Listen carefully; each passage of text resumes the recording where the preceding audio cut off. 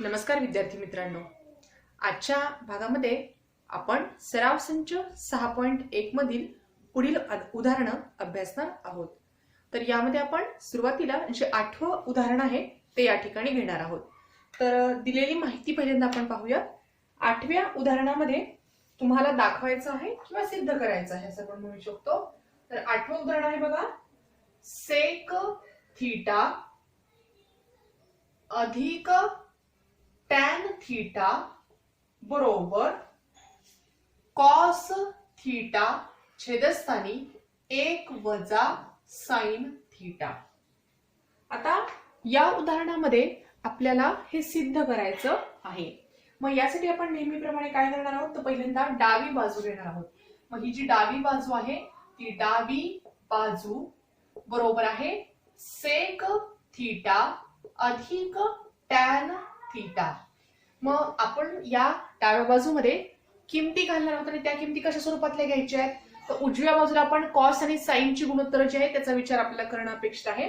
म्हणून आपण sec theta हे जे गुणोत्तर आहे ते आपण कसं लिहू शकतो, तर 1 छेदस्थानी कॉस थीटा अधिक टॅन थीटाचे जे गुणोत्तर आहे ते आपण कसं लिहू शकतो, साइन थीटा छेदस्थानी कॉस थीटा। मग आता आपण काय करूया, तर इथे बघा दोन्ही ठिकाणी छेद समान आहे।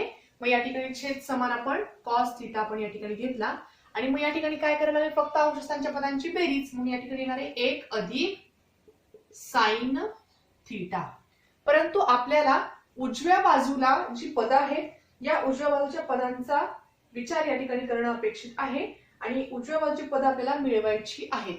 म्हणून या ठिकाणी बघा उजव्या बाजूला 1 वजा साइन थीटा हे पद छेदस्थानी आहे आणि हे पद आपल्याला इथे छेदस्थानी आणण्यासाठी काय करावं लागेल, ते पद या ठिकाणी गृहीत धरावं लागेल। म्हणून मी या पदाला काय करणार आहे, तर 1 वजा साइन थीटाने आणि इथे पण 1 वजा साइन थीटाने या संपूर्ण पदाने गुणणार आहे। आता लक्षात घ्या, या पदाने जर या पदाला गुणलं तर उत्तर हेच पद येणार आहे, कारण की इथे ही पद आपण कॅन्सल करू शकतो। पण मला अशा स्वरूपातलं उजवी बाजू आणायची आहे म्हणून मी काय केले, 1 वजा साइन थीटाने वरती आणि खाली गुणलेलं आहे।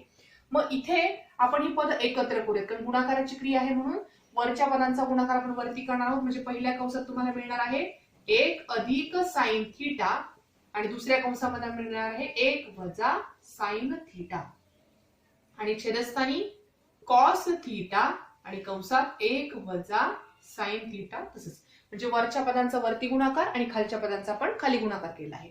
आता बघा इथे 1 अधिक साइन थीटा आणि इथे आहे 1 वजा साइन थीटा। हा जो विस्तार आहे हा विस्तार कशाचा असतो, तर a वर्ग वजा b वर्गचा। म्हणून या ठिकाणी तुम्हाला मिळणार आहे 1 चा वर्ग 1च येतो वजा बाकीचं चिन्ह आणि दुसरे b ची किंमत आहे साइन थीटा, म्हणून मिळणार आहे साइन वर्ग थीटा आणि छेदस्थानी मिळणार आहे कॉस थीटा कंसात 1 वजा साइन थीटा। आता आपल्याला माहितीये की 1 वजा साइन वर्ग थीटा आपण जे नित्य समानता शिकलेलो होतो की साइन वर्ग थीटा अधिक कॉस वर्ग थीटा 1 बरोबर 1, या नित्य समानतेचा वापर आपण जर या ठिकाणी केला तर आपली संपूर्ण पदाची किंमत मिळणार आहे कॉस वर्ग थीटा आणि छेदस्थानी मिळणार आहे कॉस थीटा कंसात 1 वजा साइन थीटा। आणि इथे बघा आता इथे अंशस्थानी कॉस वर्ग थीटा आहे आणि इथे कॉस थीटा आहे। मग हा एक कॉस थीटा आणि इथला एक कॉस थीटा जर गेला तर आपल्या याच्या पुढे काय मिळणार आहे, इथे अंशस्थानी पद शिल्लक राहणार आहे कॉस थीटा आणि छेदस्थानी शिल्लक राहणार आहे 1 वजा साइन थीटा। ही तर आपली उजवी बाजू आहे।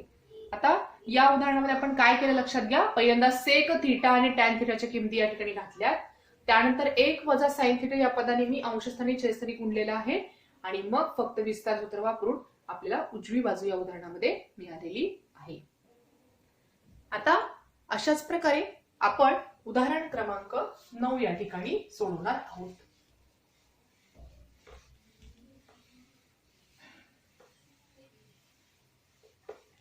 उदाहरण क्रमांक 9 मध्ये तुम्हाला काही माहिती दिलेली आहे बघा आणि त्या माहितीचा वापर करून आपल्याला सिद्ध करायचं आहे। मग ती काय माहिती आहे ती पहिल्यांदा लिहून घेऊयात बघा, टॅन थीटा अधिक 1 छेदस्थानी टॅन थीटा बरोबर 2 हे तुम्हाला दिलेलं आहे आणि तुम्हाला सिद्ध करायला सांगितलेलं आहे की टॅन वर्ग थीटा अधिक 1 छेदस्थानी टॅन वर्ग थीटा बरोबर 2 हे आपल्याला सिद्ध करायचं। आता हे उदाहरण सोडवण्यासाठी बघा ही माहिती दिलेली आहे आणि हे आपल्याला सिद्ध करायचं. मग दिलेल्या माहितीचा वापर करणं अपेक्षित आहे. म्हणून हे जे नवं उदाहरण आहे हे नवं उदाहरण सोडवण्यासाठी आपण काय करणार आहोत, दिलेल्या माहितीचा वापर पहिल्यांदा करणार आहोत. मग या ठिकाणी काय करायचं आहे तर इथे लक्षात घ्या, ह्या दिलेल्या माहितीवरून आपल्याला इकडे पोहोचायचंय. मग इथे टॅनचा वर्ग आहे म्हणून या ठिकाणी कुठे वर्ग दिसत नाही, म्हणून आपण या ठिकाणी काय करूया, इथे आपण हे जे समीकरण आहे टॅन थीटा अधिक 1/स्थानी टॅन थीटा बरोबर 2 याच्या दोन्ही बाजूंचा वर्ग करू.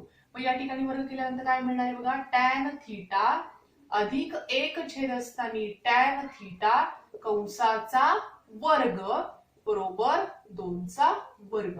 मी या स्टेप मध्ये काय केलं आहे तर दोन्ही बाजूंचा वर्ग करून आपण काय केलं, दोन्ही बाजूंचा वर्ग या ठिकाणी केलेला आहे. आता बघा इथे आपण a अधिक b कंसाचा वर्ग याचं जे विस्तार सूत्र आहे ते या ठिकाणी वापरू शकतो. म्हणजेच काय विस्तार सूत्र याचं, a चा वर्ग म्हणजे येणार आहे टॅन वर्ग थीटा अधिक 2 गुणिले ab असतं. मग a ची किंमत आहे टॅन थीटा गुणिले b ची किंमत आहे 1/स्थानी टॅन थीटा अधिक b चा वर्ग म्हणजे 1 चा वर्ग 1 आणि इथे येणार आहे टॅन वर्ग थीटा. फक्त आपण विस्तार सूत्र वापरलेलं आहे आणि 2 चा वर्ग आहे 4. आता या पुढे काय करायचंय बघा, हे जे पहिलं पद आहे टॅन वर्ग थीटा तसंच ठेवलं अधिक हा अंशस्थानचा टॅन थीटा छेदस्थानचा टॅन थीटा कॅन्सल झाले. मग इथं काय शिल्लक राहिलं, 2 आणि 1 चा गुणाकार येणार आहे 2 अधिक 1/स्थानी टॅन वर्ग थीटा बरोबर 4. मग इथे पहिलं जे पद आहे टॅन वर्ग थीटा अधिक मी तिसरं पद पहिल्यांदा लिहिते 1 अधिक टॅन वर्ग थीटा बरोबर 4. हे 2 जर आपण पलीकडे लिहिले तर होणार आहे -2 म्हणून या ठिकाणी काय येणार आहे टॅन वर्ग थीटा अधिक 1/स्थानी टॅन वर्ग थीटा बरोबर 4 मधून 2 गेल्यावर मिळणार आहे 2. तर हेच आपल्याला सिद्ध करायचं होतं बघा. आता या उदाहरणामध्ये आपण काय केलं बघा, दिलेली माहिती पहिल्यांदा लिहिली, त्याच्या दोन्ही बाजूंचे वर्ग केले. वर्ग का केले, कारण आपल्याला वर्गाच्या स्वरूपातलं विधान सिद्ध करायचंय म्हणून या ठिकाणी वर्ग केले. त्यानंतर a अधिक b कंसाचा वर्ग याचं विस्तार सूत्र वापरलं की आपल्याला उजवी बाजू या उदाहरणामध्ये मिळालेली आहे. अशा प्रकारे आपण या ठिकाणी हे नववं उदाहरण पाहिलेलं होतं. आता आपण पुढील उदाहरणाकडे जाणार आहोत. उदाहरण क्रमांक 10.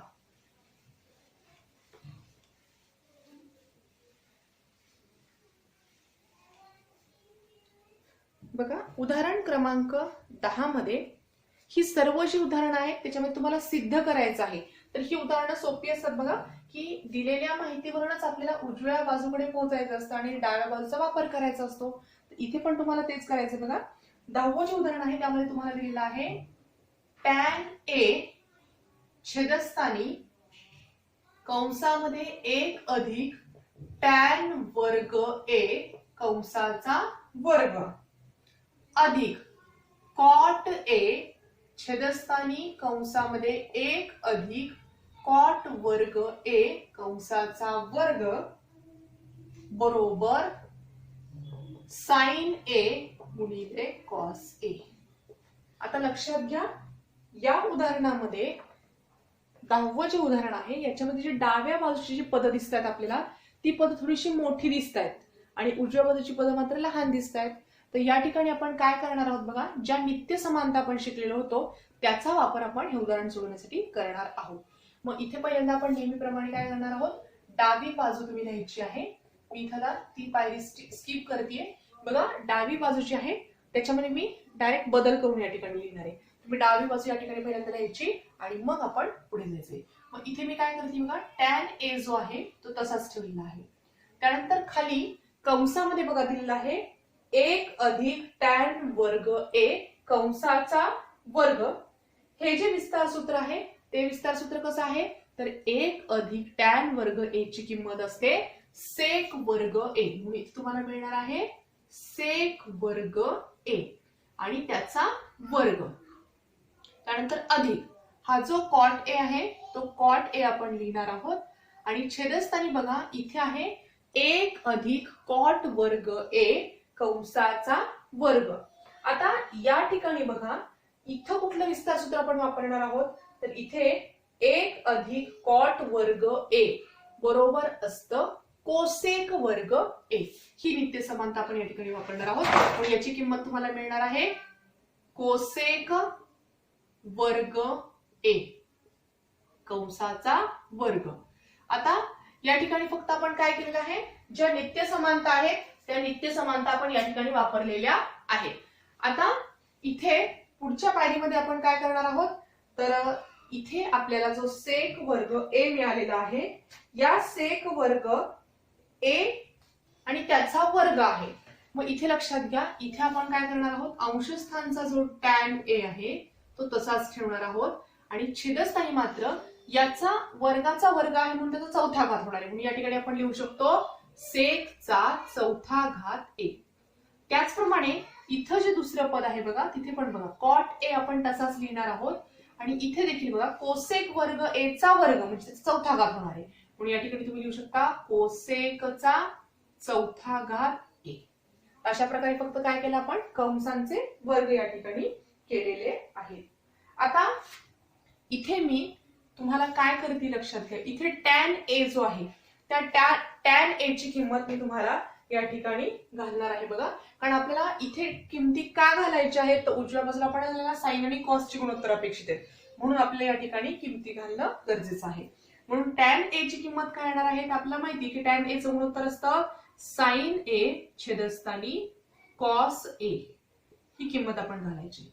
त्याच्या छेदस्थानी बघा इथे सेकचा चौथा घात ए आहे. मग सेकचं गुणोत्तर हे कोणाशी संबंधित असतं, तर कॉसशी.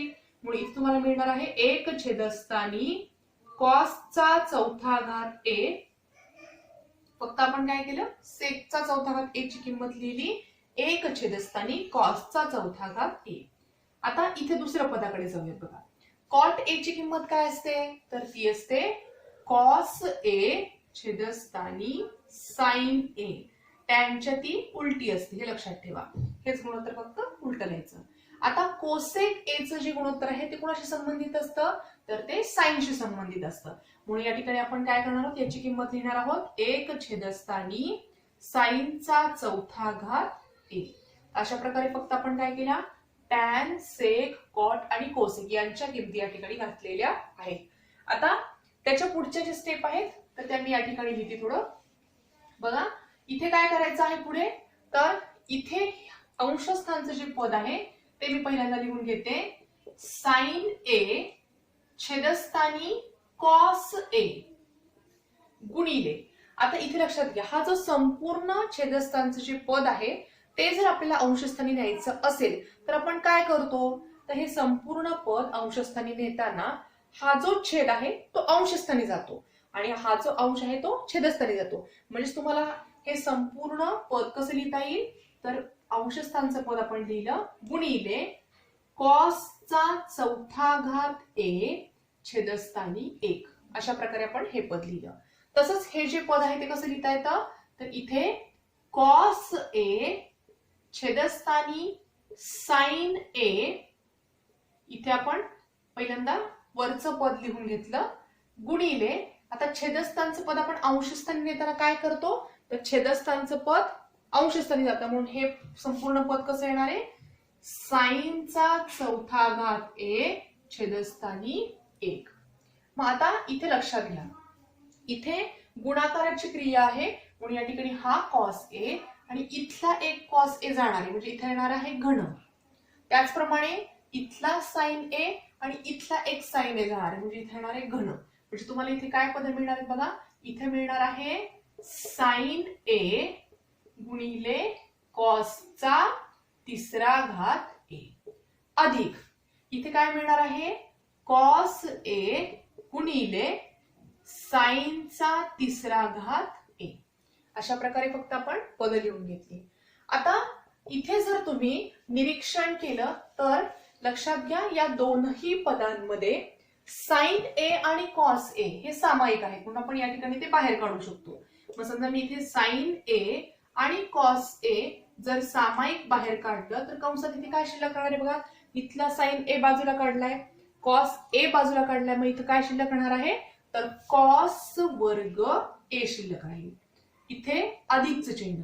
आता याही पदामधनं बघा मी साइन ए आणि कॉस ए सामायिक बाजूला काढलाय, म्हणून या ठिकाणी फक्त कुठलं पद शिल्लक राहणार आहे साइन वर्ग ए. म्हणून या ठिकाणी मिळेल तुम्हाला साइन वर्ग ए. आता इथे आपण जी नित्य समानता आहे, कोणती नित्य समानता तर साइन वर्ग ए अधिक कॉस वर्ग ए याची किंमत असते 1. ही नित्य समानता आपण या ठिकाणी वापरणार आहोत. म्हणून या ठिकाणी तुम्हाला मिळेल साइन ए आणि कॉस ए तसेच, आणि या संपूर्ण पदाची किंमत तुम्हाला मिळणार आहे 1, कारण ती नित्य समानता आहे. आणि म्हणून तुम्ही यांना जर या संपूर्ण पदाला जर 1 ने गुणलं तर उत्तर मिळणार आहे तेच पद. म्हणून इथे मिळणार आहे साइन ए आणि कॉस ए, आणि हीच तर आपली उजवी बाजू होती. आता लक्षात घ्या मुलांनो, या उदाहरणामध्ये आपण काय केलं तर पहिल्यांदा 1 अधिक टॅन वर्ग ए ची किंमत घातली कॉस, इथे सेक वर्ग ए, नंतर 1 अधिक कॉट वर्ग ए ची किंमत घातली कोसेक वर्ग ए, आणि मग आपण पुढे उदाहरण सोडवलेलं आहे. आणि अशा प्रकारे आपल्याला उजवी बाजू मिळालेली आहे. फक्त ज्या नित्य समानता आहेत त्या नित्य समानता जर तुमच्या पाठ असतील तर तुम्हाला उदाहरणे सोडवायला सोपं जाणार आहे. आता आपण उदाहरण क्रमांक 11 या ठिकाणी पाहणार आहोत. तर उदाहरण क्रमांक 11 मध्ये तुम्हाला जी दिलेली माहिती आहे ती पहिल्यांदा आपण पाहूयात. तर 11व्या उदाहरणामध्ये बघा, सेकचा चौथा घात ए कंसात 1 वजा साइनचा चौथा घात ए वजा 2 टॅन वर्ग ए बरोबर 1. आता बघा या उदाहरणामध्ये थोडस असं दिसतंय की डाव्या बाजूला जी पद आहेत ती जरा जास्त आहेत आणि उजव्या बाजूला तर फक्त 1 ही संख्या आहे. मग या ठिकाणी तुम्हाला असं वाटतं की इथून 1 कडे कसं जायचं, तर आपल्याला ज्या नित्य समानता माहित आहे त्याचाच वापर आपण या ठिकाणी करणार आहोत.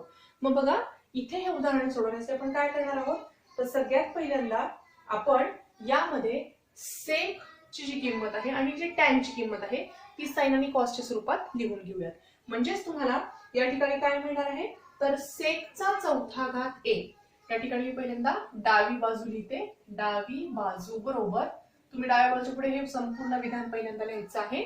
आणि मग आपण काय करणार आहोत सेकचा चौथा घात ए याची किंमत आपण काय घालू शकतो तर 1 छेदस्थानी कॉसचा चौथा घात ए, कंसामध्ये येणार आहे 1 वजा साइनचा चौथा घात ए, आणि इथे वजा 2, आणि टॅन वर्ग ए जो आहे त्याला आपण कसं लिहू शकतो तर साइनचा वर्ग ए छेदस्थानी कॉसचा वर्ग ए. अशा प्रकारे आपण फक्त काय केलेलं आहे तर इथे किमती घातलेल्या आहेत, कशाच्या सेकच्या आणि टॅनच्या. आता याच्या पुढे आपल्याला काय करायचंय बघा, तर इथे आपण हे जे पद आहे तर हे पद पहिलं या ठिकाणी कॉसचं जे पद आहे ते आपण आहे असंच लिहिणार आहोत. म्हणजे तुम्हाला पहिलं पद मिळणार आहे 1 छेदस्थानी कॉसचा चौथा घात ए.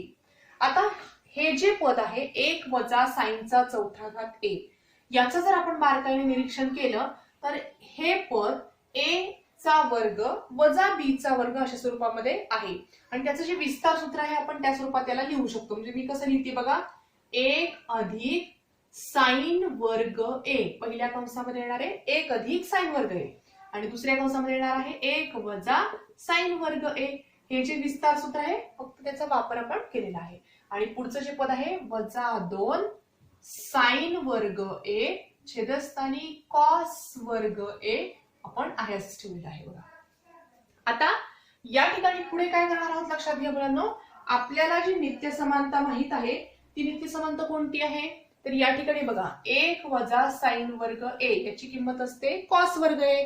या ठिकाणी कोणती नित्य समानता आपण वापरतोय तर साइन वर्ग ए अधिक कॉस वर्ग ए बरोबर 1 असतं. या नित्य समानतेचा वापर आपण या कंसाच्या बाबतीत करणार आहोत. मग तुम्हाला इथे काय मिळणार आहे 1 छेदस्थानी कॉसचा चौथा घात ए. त्यानंतर आता मी याची किंमत लिहिते पहिल्यांदा 1 वजा साइन वर्ग याची किंमत मिळणार आहे कॉस वर्ग ए. इथे गुणाकाराची क्रिया आहे. त्यानंतर कंसामध्ये इथे हा जो कंस आहे तो आपण आहे असं लिहिणार आहोत 1 अधिक साइन वर्ग ए. आता वजा 2 कंसात साइन वर्ग ए छेदस्थानी कॉस वर्ग ए. हे पद आपण आयास लिहिलेलं आहे बघा. आता इथे लक्षात घ्या, हा कॉस वर्ग ए अंशस्थानी आहे आणि इथे कॉसचा चौथा घात आहे. मग इथल्या कॉस वर्ग आणि इथला वर्ग जर केला तर काय शिल्लक राहणार आहे? वर्ग. म्हणजे तुम्हाला हे पद कसं मिळणार आहे बघा. अंशस्थानी काय आहे? हा कंस आहे, म्हणून मी इथे लिहिते 1 अधिक साइन वर्ग ए, हा कंस लिहिला. आणि छेदस्थानी काय शिल्लक राहिले? तर कॉसचा वर्ग ए हे पद शिल्लक राहिले. त्यानंतर पुढे वजा इथे शिल्लक राहणार आहे, इथे 2 साइन वर्ग ए छेदस्थानी कॉस वर्ग ए. मग आता या ठिकाणी लक्षात घ्या, इथे जी पद आपल्याला मिळत आहेत या दोन पदांचा जो छेद आहे तो छेद कसा दिसतोय बघा, दोन्हीकडे सारखा दिसते, म्हणून तो आपण सामायिक घेऊ शकतो. म्हणून पुढच्या पायरीमध्ये काय मिळणार आहे? कॉसचा वर्ग ए आपण इथे आयास लिहिला. आणि ही जी पद आहे ती फक्त अंशस्थानी लिहायची, म्हणजे काय येणार आहे? 1 अधिक साइन वर्ग ए वजा 2 साइन वर्ग ए. आता इथे लक्षात घ्या मुलांनो, इथे अंशस्थानी फक्त काय केलेलं आहे? आपण इथं छेद सामायिक घेतलेला आहे आणि अंशस्थानची पद आहेशीच मांडली. आता इथे बघा, एक जो आहे एक तसाच ठेवू शकतो आपण. आणि इथे बघा वजा 2 साइन वर्ग ए आणि अधिक साइन वर्ग ए यांची काय होणार आहे? वजाबाकी होणार आहे. म्हणजे 2 मधनं जर 1 गेलं तर मिळणार आहे 1च, परंतु उत्तराला मोठ्या संख्येचं चिन्ह, म्हणून या ठिकाणी 1 काय येणार आहे? 1 वजा साइन वर्ग ए आणि छेदस्थानी काय आहे? कॉस वर्ग ए. तसाच आता इथं जी नित्य समानता आपण वापरली होती, या संपूर्ण कंसाची किंमत काय घेतली होती आपण? कॉस वर्ग ए. म्हणून या ठिकाणी याची पण किंमत काय मिळणार आहे? कॉस वर्ग ए. म्हणून इथं आपण लिहू शकतो कॉस वर्ग ए छेदस्थानी कॉस वर्ग ए. आणि बघा हा अंशस्थानचा कॉस वर्ग ए छेदस्थानचा कॉस वर्ग ए कॅन्सल झाले आणि उत्तर मिळणार आहे 1. हीच आपली उजवी बाजू होती. बघा या उदाहरणामध्ये आपण काय केलं? डावी बाजू गृहीत धरली, त्यानंतर आपण सेक चा चौथा घात ए आणि टॅन वर्ग ए याच्या किमती कशाच्या स्वरूपात घातल्या? साइन आणि कॉसच्या स्वरूपात. आणि मग त्यानंतर काय केलं? या कंसाच्या बाबतीमध्ये आपण विस्तार सूत्र वापरलं. कुठलं? ए अधिक बी आणि ए वजा बी. आणि त्यानंतर आपण काही पद कॅन्सल केली की आपल्याला उजवी बाजू या ठिकाणी मिळते. तर आता अशा प्रकारे आपण या ठिकाणी उदाहरण क्रमांक 11 पाहिलेलं होतं. आता आपण उदाहरण क्रमांक 12 कडे जाऊया. बघा उदाहरण क्रमांक 12 जे आहे त्या उदाहरण क्रमांक 12 मध्ये तुम्हाला 2 पद या ठिकाणी दिलेली आहेत. बघा डाव्या बाजूला काही पद आहेत आणि उजव्या बाजूला काही पद आहेत. बघा तर डाव्या बाजूचे पद आहे टॅन थीटा छेदस्थानी सेक थीटा वजा 1 बरोबर इथे दिलेला आहे टॅन थीटा अधिक सेक थीटा अधिक 1 आणि छेदस्थानी आहे टॅन थीटा अधिक सेक थीटा वजा 1. आता बघा हे उदाहरण थोडंसं वेगळ्या पद्धतीचं आहे. तुम्हाला डाव्या बाजूला पद कमी दिसतात आणि उजव्या बाजूला पद जास्त दिसतात. आता या उदाहरणामध्ये आपण काय करणार आहोत? तर हे उदाहरण सोडवण्यासाठी आपण एका नित्य समानतेचा वापर करणार आहोत. मग ही नित्य समानता कोणती आहे? तर लक्षात घ्या मुलांनो, या उदाहरणासाठी आपण आता लक्षात घ्या सेक दिसतोय आणि टॅन दिसतोय, म्हणून त्याची संबंधित आपल्याला नित्य समानता वापरावी लागणार आहे.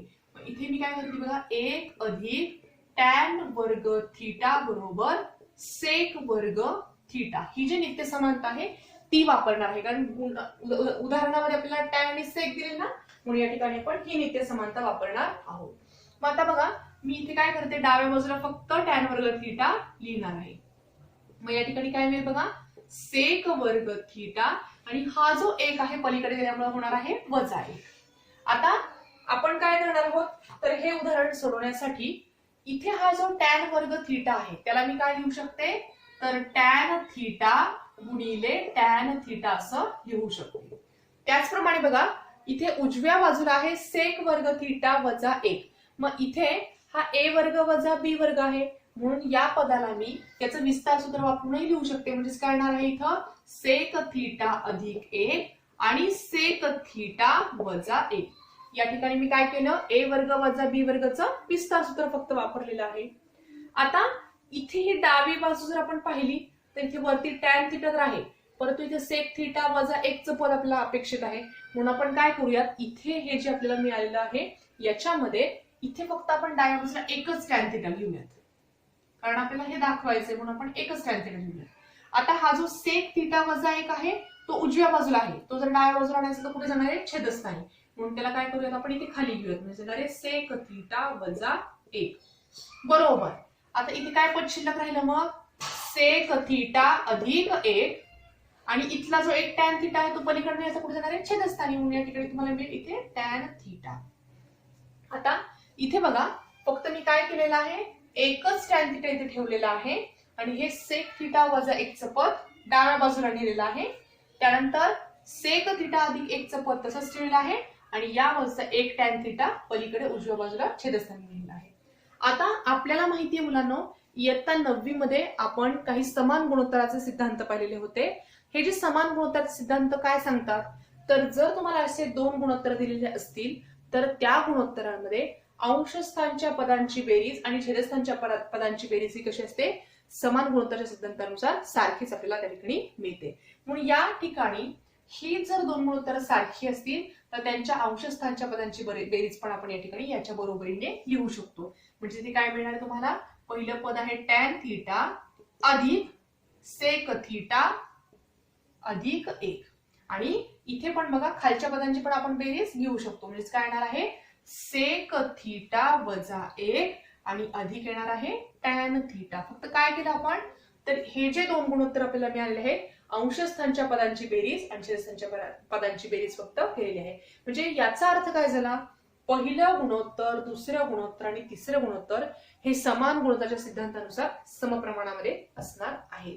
मग आता बघा पहिलं पद आणि दुसरं पद सारखं आहे, इथे दुसरं आणि तिसरं पण सारखं आहे. म्हणून या ठिकाणी पहिलं पद आणि तिसरं पद पण कसं मिळणार आहे, सारखं मिळणार आहे. म्हणून आपण या समीकरणावरून काय घेऊ शकतो, हे जे पहिलं पद आहे टॅन थिटाचं ते छेदस्थानी सेक थिटा वजा 1 हे जे पद आहे ते तिसऱ्या पदा इतकं आहे. म्हणजेच कशा इतकं आहे, तर टॅन थिटा अधिक सेक थिटा अधिक 1 छेदस्थानी. आता लिहिताना मी काय करते बघा, पहिल्यांदा हा टॅन थिटा लिहिते, म्हणजे या ठिकाणी येणार आहे टॅन थिटा, नंतर मी लिहिते अधिक सेक थिटा वजा 1. म्हणजेच समान गुणोत्तराच्या सिद्धांतानुसार आपण हे लिहू शकतो आणि हेच आपल्याला सिद्ध करायचं होतं. बघा या उदाहरणामध्ये आपण काय केलं, 1 अधिक टॅन वर्ग थिटा बरोबर सेक वर्ग थिटाची नित्य समानता वापरली. त्यामध्ये इथे फक्त आपण विस्तार त्याचे केलेले आहेत आणि त्यावरून आपल्याला ही गुणोत्तरं मिळालेली आहेत. याला तुम्ही कारण लिहायचं आहे समान गुणोत्तराचा सिद्धांतानुसार आपण हे सिद्ध केलेलं आहे. तर अशा प्रकारे आजच्या भागामध्ये आपण सराव संच 6.1 मधली उदाहरण क्रमांक 8 ते 12 ही सर्व उदाहरणं मी तुम्हाला समजावून सांगितलेली आहेत. परंतु तुम्ही मात्र ही सर्व उदाहरणं तुमच्या वहीमध्ये न बघता सोडवण्याचा प्रयत्न करायचा आहे. आणि आजच्या भागामध्ये आपण इथेच थांबत आहोत.